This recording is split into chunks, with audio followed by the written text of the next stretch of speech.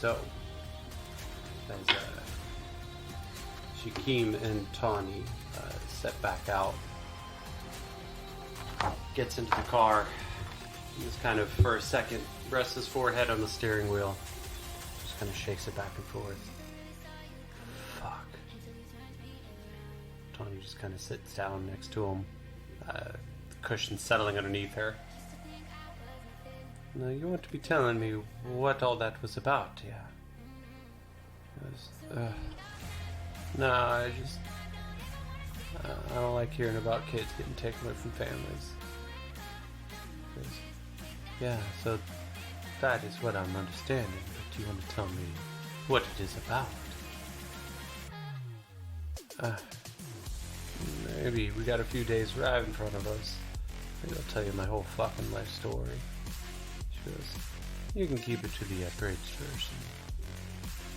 As he puts the car into gear and come back around.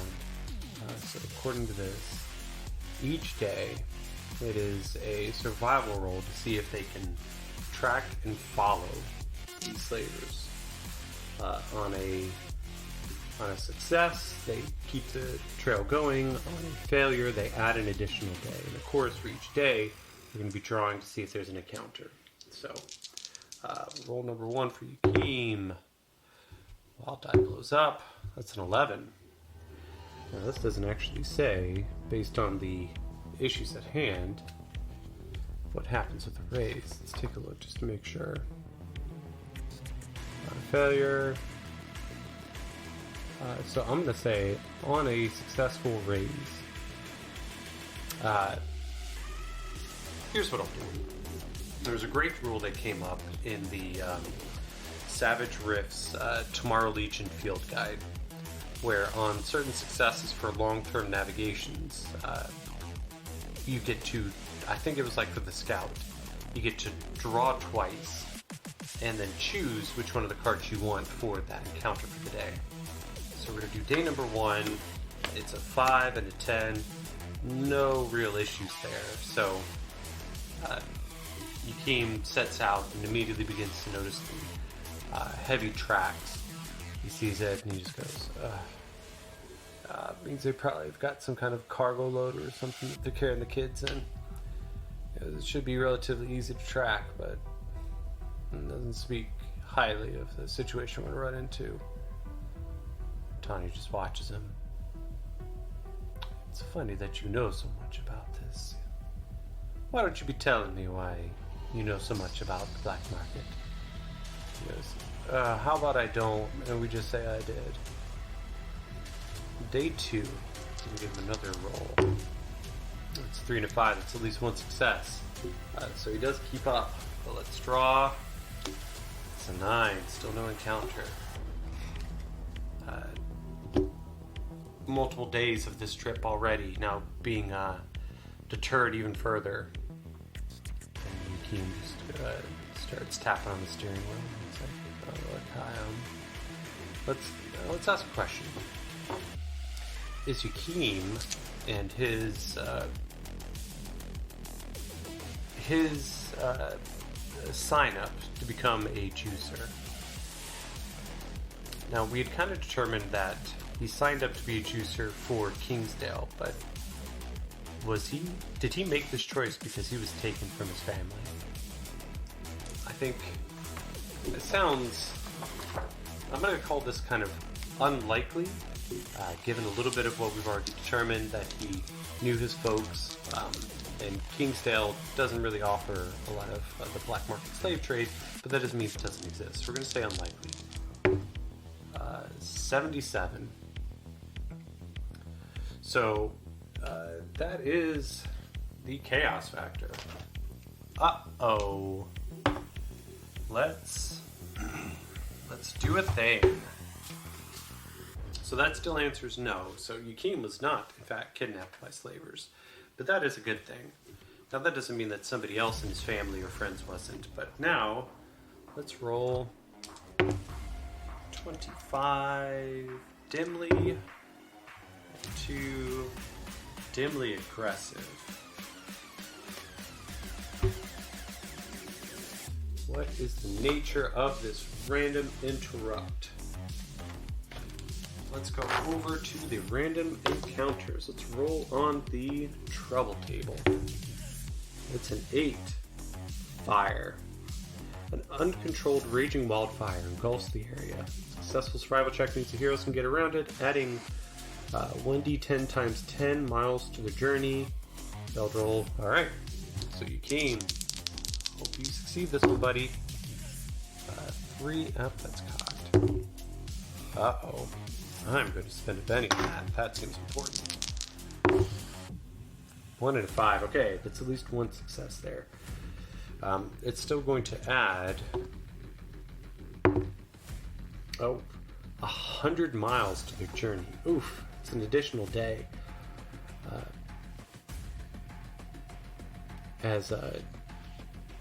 As smoke suddenly begins to pour out of the horizon, Yukim's like, no, my childhood was actually... Oh, fuck, what is this? And in the tall grasses that surround them on all sides, some of the tips and edges of it have gone kind of a faint tan, when suddenly there is just a roaring noise. It doesn't seem like much, but suddenly the air becomes a little bit thicker and cloudier. And as they're looking at this path in front of them, the high grass is obscuring some of it. There is a high whistling wind that cuts across, and you can feel the heat emanating. Oh, fuck. There's a wildfire up there. Shit. We need to go around it. We can't go through that. And how do we be doing that now? We just drive on around? Puts the car into gear. He goes, that's exactly what we're going to do. Hang on. And he jerks the wheel to the left. They come off of the easy to follow trail, but in the process, of course, Yukim just kind of deeply sensing that, oh, this is not fucking good. It adds 100 miles, which is effectively an additional day. So while he knows that their tracks cut straight through, this wildfire must have come up sometime after. And Yukim just... this is fucking worst. We're now adding at least almost 6-7 days on this shit. Alright. We're out here to look for coalition, so we're looking for coalition. Getting some kids back doesn't really change that thing. Whatever you be saying now. But do know you seem to be doing a lot for someone who ain't your kin. But it doesn't matter. Alright, so we will add the next roll. It's one success. He, even with the 100-mile detour, it adds effectively what would be like at least one day. So they're now on day 3 of what's going to be a 4-day journey to catch up with these. The fire, of course, continues off to their right. The thick black smoke seems to whirl up at times, threatens to engulf them.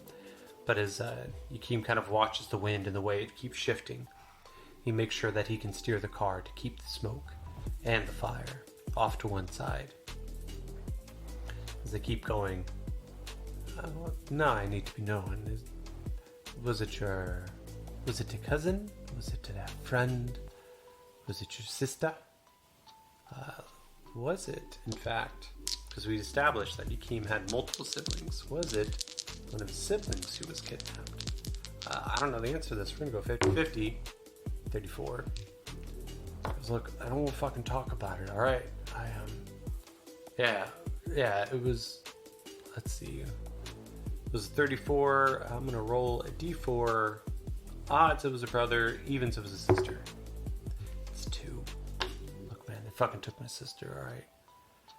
It's the thing out there in Kingsdale, just at least in the outskirts.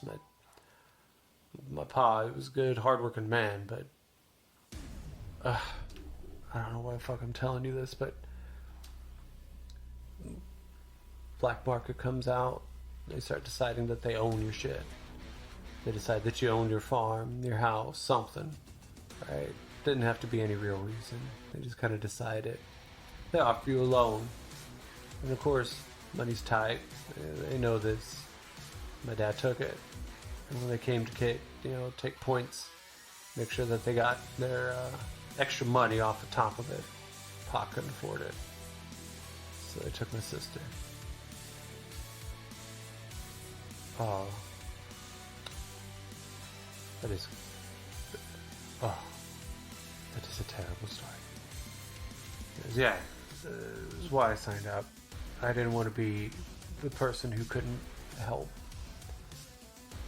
It took my sister, and quite frankly, I thought I knew how to find her again. I don't know where she is.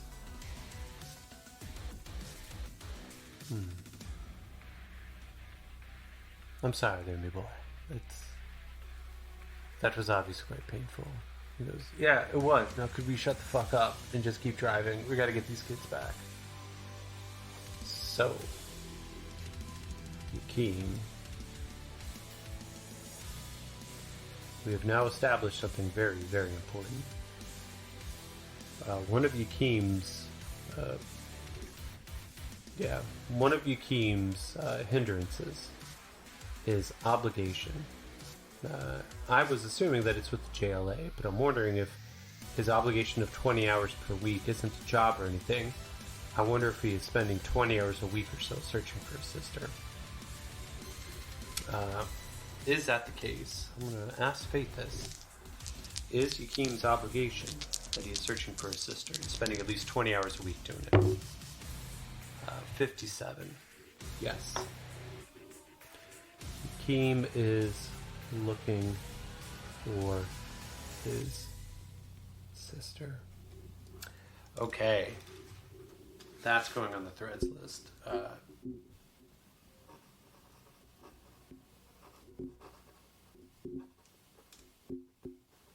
Wow. All right.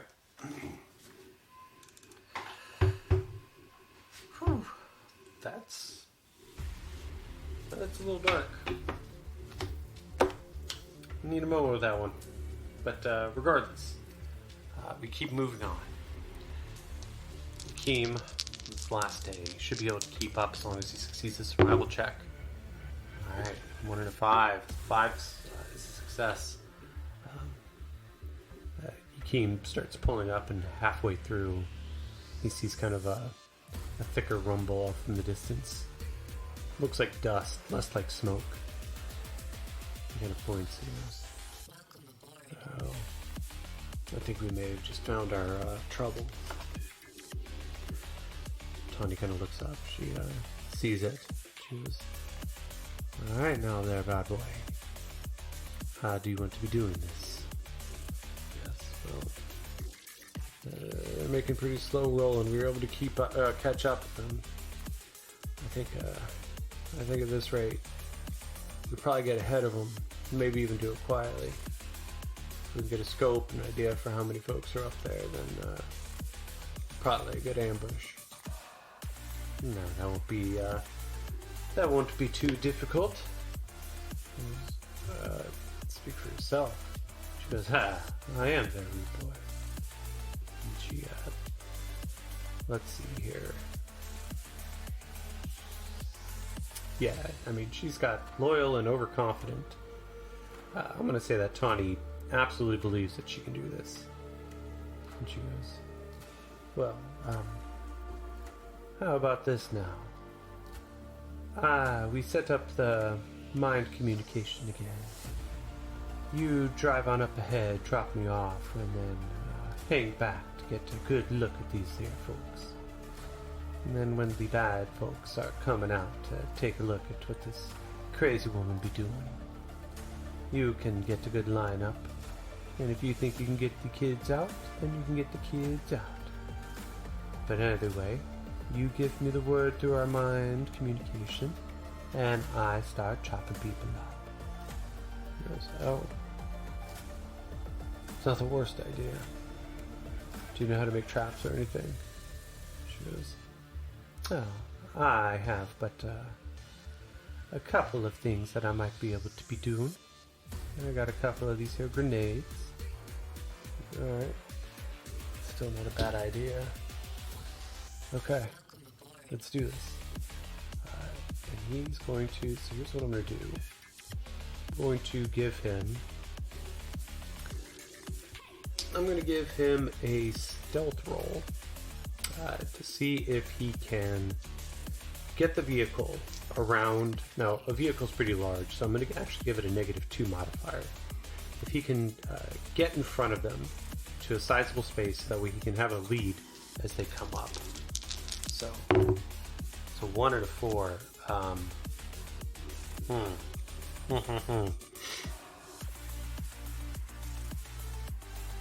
Stealth is an agility. This is stupid. I'm going to use a burn die. Here goes nothing. Woo, rolls a natural 6. Okay, so that puts it up to an 8. That's what the rates. Yakeem feels this keenly. I can't let these kids get pulled into this shit. Takes the car, and then suddenly it begins to slow down. He feels it just... The rotation of the engine feels almost just like watching a very slow wave. Despite the fact that the car is currently revving at about 7,200 RPMs, it feels like watching leaves fall off a tree. He moves his head to look over to Tawny, and she is grinning, and he sees the expression on her face switch into an angry frown before it comes back into a bit of a smile. She keeps an eye out on the other side. He watches these micro adjustments across her face, and he realizes just how dangerous she really is. The vehicle guns. He moves it forward, and it feels almost like inching along, despite the fact that they're easily pushing 80 plus miles per hour in heavy terrain and overgrown just underbrush. But they manage to keep enough of a distance that he gets a few miles up ahead of them, pulls back into their direct line of path, and he drops off Tawny. He says, "Alright, I'm going to be right over there. I'm going to come up. I'm going to try to make sure that I can get a good bead. And if I think that somebody looks dangerous, I'm going to take a shot on him. Wait for your signal, though." She goes, "Oh, don't be worrying. You know exactly when my signal comes up." So, I'm going to give Yakeem a survival roll to see if he can set up this trap. 3 and 4, so he gets at least one success. He gets a good distance. Lays down on top of his car. The hood, well, the top of the car, dented and busted as it is, makes a great resting place. Kind of braces the rifle, kind of like a natural sniper's pose, using it to kind of forebalance it on his arms.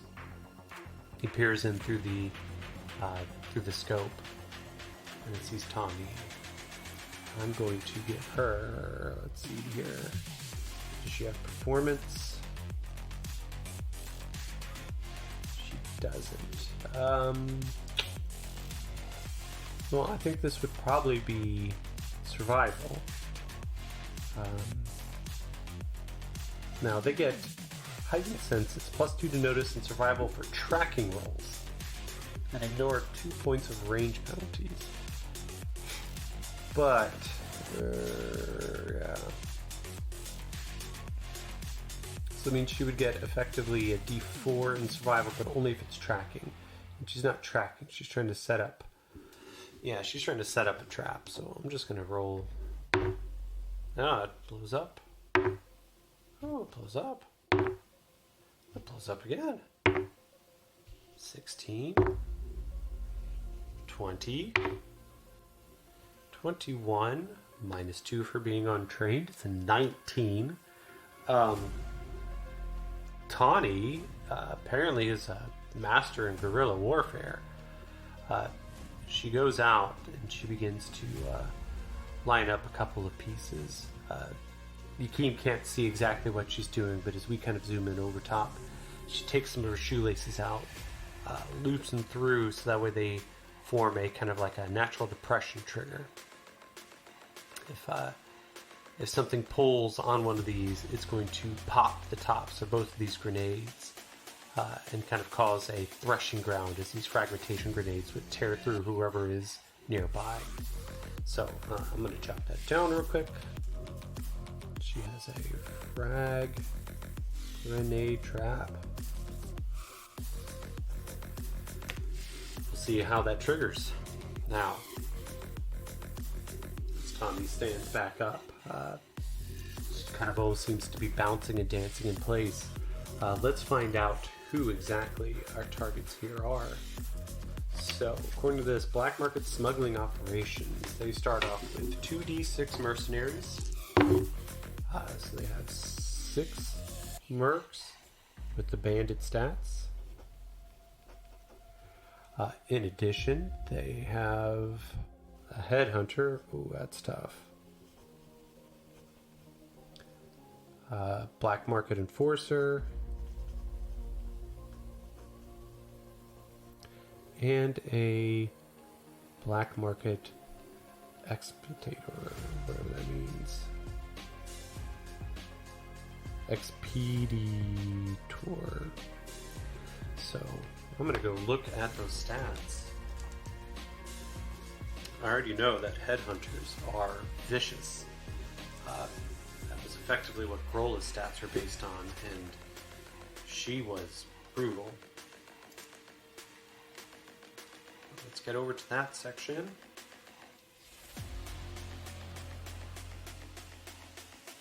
Nope, we're in Atlantis. Alright. Nope. Cyborgs, glitter boys, operators, militia, it's still not what I'm looking for. Yeah, headhunters. Yeah, it's going to be a tough one. Let me jot down the headhunter is toughness of 20.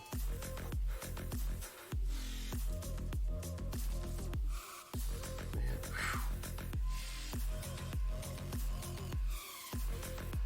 Shooting of a D10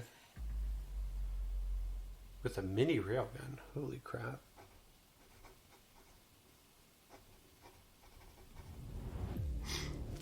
Let's go look over at the black market.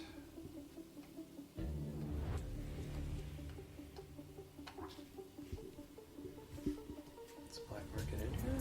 They have to be.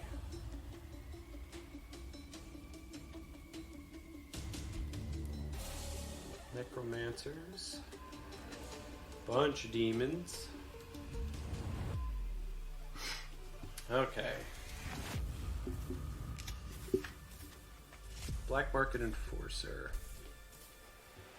has a toughness of 15, shooting of a D8. Okay, with an L20.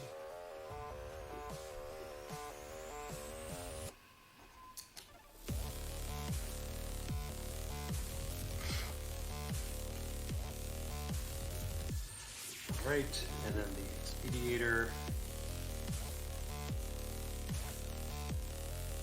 Okay, has dodge. So that's interesting. Toughness of 12. And a shooting of a D6.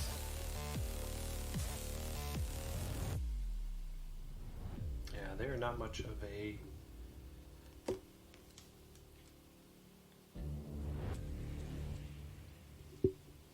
What is their major thing here? Not fighting, hacking, notice, stealth is pretty high. Charismatic, thief. Okay, I see it now. Alright. And now, we also have to determine the opposition leader. Starts off as 4. Uncooperative.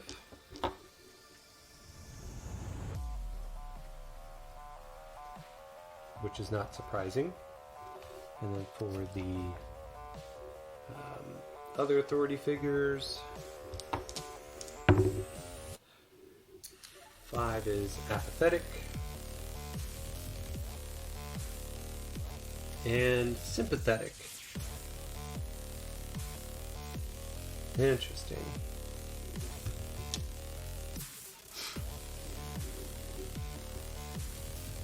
Okay. So the Speeditor, whatever. I'm not even sure how I'm supposed to pronounce that. I'm just going to keep moving forward. An apathetic headhunter, a uncooperative enforcer, and a sympathetic black market assassin, whatever. That is quite interesting. It's an interesting combination. As Tawny stands up there, definitely catching a little bit of their attention. The heavy vehicle begins to pull forward, but then suddenly pulls slightly sideways. A couple of folks jump out. These bandits, or effectively bandits. Their assault rifles pulled at the ready. A couple of them walk up along with the headhunter. This heavily cybernetic human steps forward. Just goes, "You're in her way. Is there a reason you're in her way?" Goes, "Oh no, look at this. I seem to be just completely turned around now. Tell me, good boys, do you know which way it is back to a good place where I can be buying some things I ain't supposed to be buying?" And he kind of turns and goes, "Business ain't open right now. Why don't you just mosey on back wherever you came, and then we can be on our way." Well, now, that wouldn't be too kind, now would it? Let's see here. She is going to attempt to cast Fear.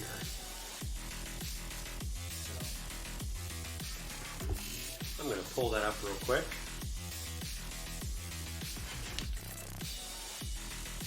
Fear.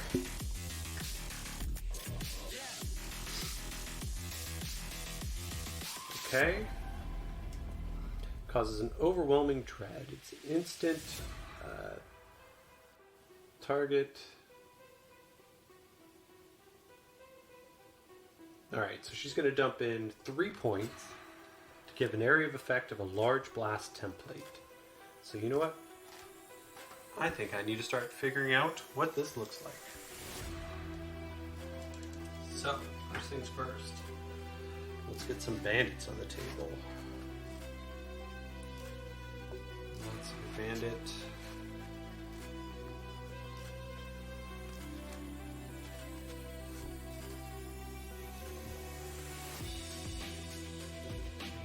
Bandits looking tokens right there. Nope, that's a zombie. We don't need a zombie. So there's 6. Now, on top of all that, we're going to have 3 kind of specialty folks.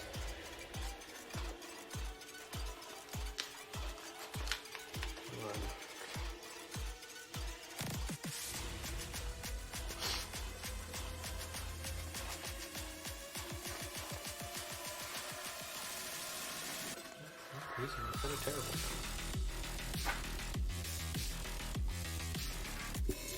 Alright.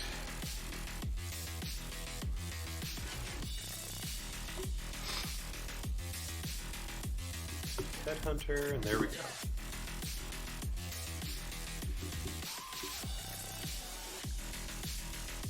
Now, we'll, given their distance, they all fit under a large flat template. 2 up front.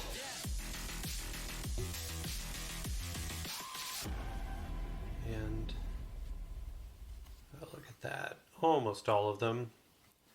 Looks like there's going to be at least 2, no 3 that are not going to be affected, but the rest most certainly will. But she is going to dump in. She has 15 points. She is going to pay the 1 up front. Sorry, the 2 points for fear. 5 points total. And for psionics, D8. Oh, shit. It's a 1, and yeah, double 1s. Oh, no. She kind of reaches out, And as she does, suddenly there is a moment, there is an explosion. I'm going to give her... Now, that's actually just straight up it. She has a whiplash. The points are expended, and then suddenly she has a cacophonous pain. She takes a point of fatigue and doubles over for a second. Trickle of blood begins to come down her nose. Oh, no. Oh, I'd not be feeling good now. And as they see this, of course, Yakeem kind of gets a little bit of the whiplash in his mind too, and suddenly the audio severs. Starts trying to think as loud as he can. That's kind of futile piece. And Tawny, are you there? Tawny. Oh, fuck.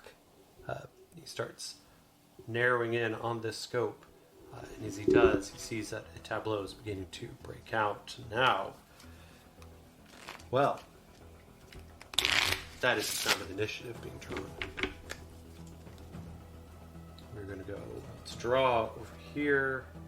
As we go over and give Yakeem 2, which upgrades to another 2, which upgrades to an 8. We give Tawny a queen. She... Edges, acrobat, guts, nervous styles, quick, yep.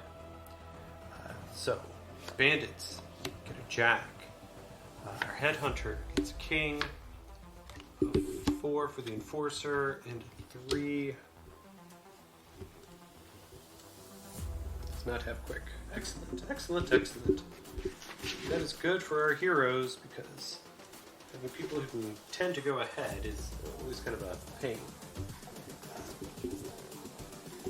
But, alright, but we do start off where at least the headhunter comes up, kind of looks at her and is like, I don't know what the fuck's going on here, but I need you to get the fuck out of the way.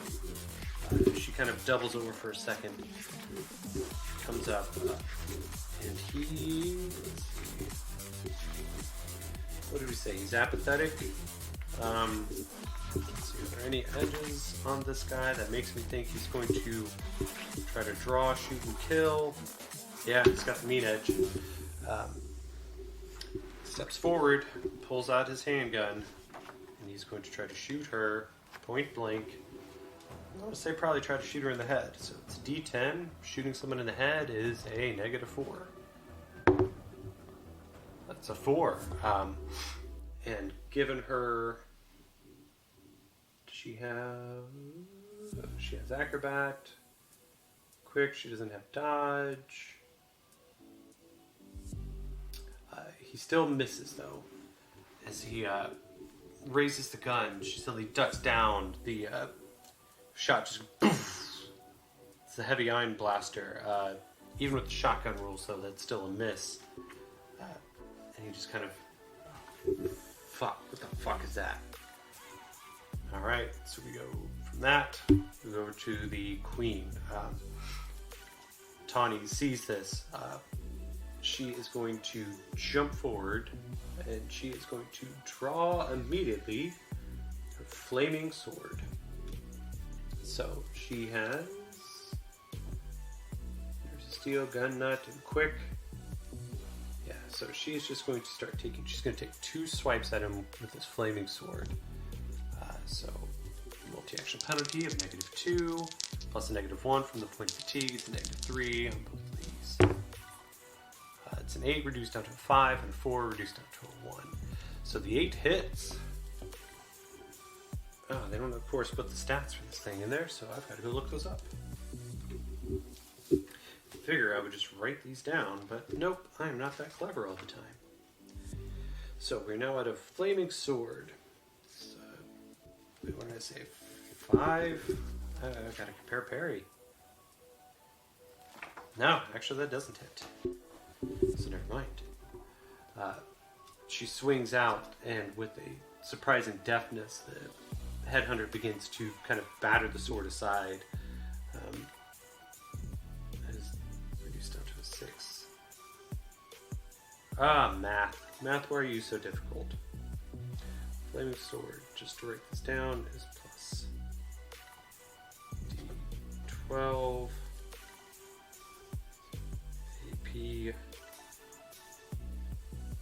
and it burns. Okay. Just so I don't have to look that up again. She swings out, and the headhunter steps back just by a hair of a moment to realize that she has come after him. The second swing, of course, goes a little wide, but they are now locked in melee. We go over to the bandits, who see that she has now kind of snapped. They begin to raise, and they're going to try to shoot, but they're going to be shooting directly into like a melee combat. So there's a chance on any ones that they're going to hit their friend here. So I'm going to give them a group roll. No ones, one explodes, 10, minus 2 is still an 8. It's a hit with a raise. As they begin to fire into this melee, one of the bullets ricochets, hits, and 7, 13. Her toughness is 16. The bullets begin to bounce off.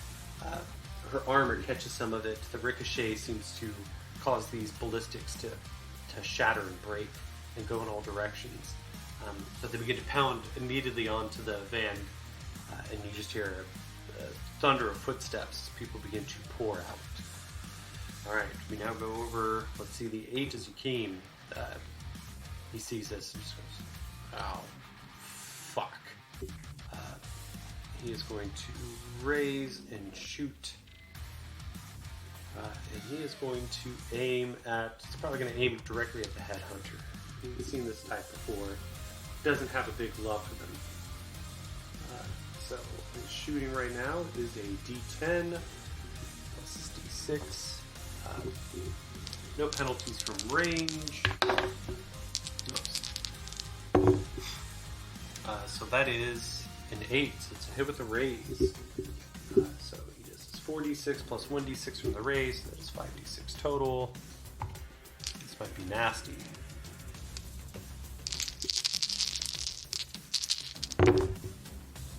Oh, 3 of those explodes. Let's move those to a side. That's 18. 18, 21, 25. 5, 26, 27, 28. 33.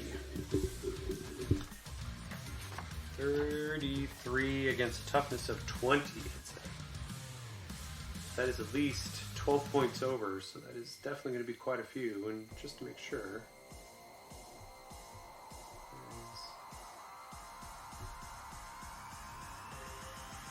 arrow piercing a 3. Yeah, it's an additional wound. Iron Jaw, upgradable, steady hands. He does not have any way to soak it. As the headhunter steps out, he suddenly goes to draw a viral longsword draped over his back. And as he does, Tawny lifts her sword to try to answer it, and suddenly a hole burns directly into the side of this guy's temple. And he just collapses straight down. She kind of like looks up, and she gives like a very high waving thumbs up before running directly towards the rest of the crew. Yakeem just kind of doesn't even really nod. He just kind of looks on to the next target. Which, as we go down, we come over to the Enforcer.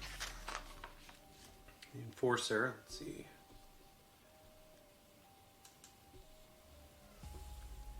The Enforcer, let's see, pace of 6. Greedy, loyal, and vow to serve the black market. So he's not going to turn. He steps out around the corner. I'm going to give him a notice roll of a D8. Let's say -2 because of the distance. To see if he notices Yakeem. That's a 1. Now he does not notice at all. And as the Enforcer kind of glances around, he just sees that, the heavy hitter of his crew is already down. It looks like completely out. He steps around, sees just this one girl who is now swinging a flaming sword, and he kind of ducks back behind the the rest of the van. It was both sides. Let's make sure to get around her. I don't know what the fuck this is, but this isn't good. And he is, let's see. He does have command, so all of his minions are going to, or the ones that are near him, are going to get +1 to their shake rolls. So he is going to step around, kind of get up close to a group of them, and he is going to raise and fire at this crazy woman. It's D8, it's 5. That is a hit. And he does 46 damage. That's not gonna be good. 6, 7, 8, 9, 10. Oh. Wow, lucky for Tawny. The shot kind of burns into the side of her. She wears kind of a poncho, and the poncho begins to burn and singe just slightly for a moment as the laser rifle tries to scorch a hole just to get to the armor underneath as she just comes running forward. From the other side, let's see here.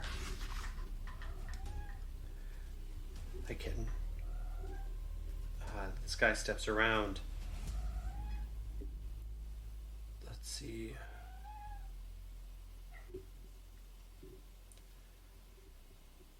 He sees this group, and while he is loyal, greedy, and has a vow to serve the black market, he tucks back into the back of the van. And the camera, of course, our heroes don't know, but the camera kind of pans in with him. And sitting in a cage are these two similar-looking humanoids to what who we had encountered earlier.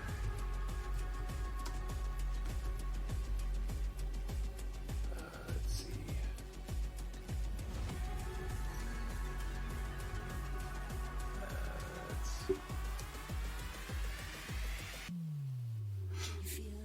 Sorry, I was looking something up real quick. But kind of ducks back into the vehicle and starts talking to these two dimensional beings. Hey, did your pa have any friends or whatever? No, we just try to keep to ourselves. Where are you taking us? Is Pa out there? Is he the one fighting them people? And one of them, who is wearing kind of a gingham dress with a wide bonnet that just barely kind of tucks up and over, but her ears sticking out with the eyes right in them. Just kind of blinks in that kind of wide pattern. And she goes, why are you doing this? Just let us go. He goes, look, I don't like this, so just give me a minute. He jumps back out of the van. The dimensional beings, called the Quiet Walkers by the Shoshone Indians, these are known as the Fenodi, Fennodi, not the Fenodi like I had originally said.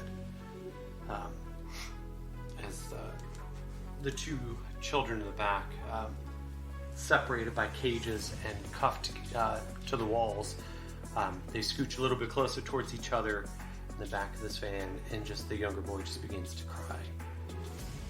So we're going to now go to the next round of initiative.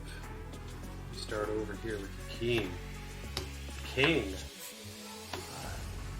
Tawny gets the 9.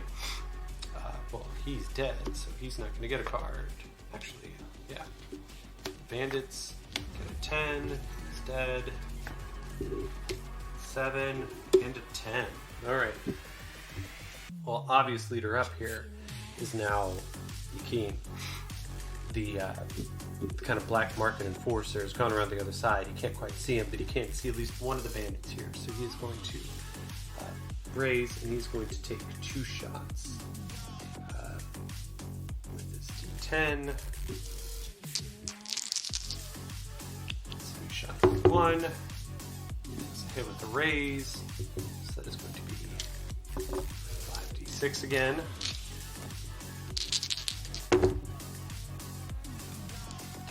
14, 17 total with the toughness 11. First bandit suddenly drops as well. The second shot here. Goes out. 6 blows up. 7, so it's at least a hit without a raise. 10, 13, 14, 15. Yakeem takes the first 2 guards that were lining up directly against Tawny, leaving 3 bodies just kind of, she leaps over them very quickly, racing towards what's going to be now completely out of his line of sight. He just kind of looks at her and says, fuck. I'm going to have to move.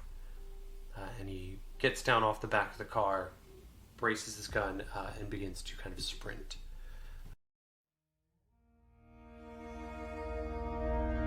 Please join us on Patreon at patreon.com/dyingsigh. Gain early access to episodes, access to our Discord, and just generally help support the show. This game references the Savage Worlds game system, available at Pinnacle Entertainment Group at www.peginc.com. It is unofficial media content permitted under the Media Network Content Agreement. This content is not managed, approved, or endorsed by Pinnacle Entertainment Group. Certain portions of the materials used are the intellectual properties of Pinnacle, and all rights are reserved. Savage Worlds, all related settings, and unique characters, locations, and characters, logos, and trademarks are copyrights of Pinnacle Entertainment Group.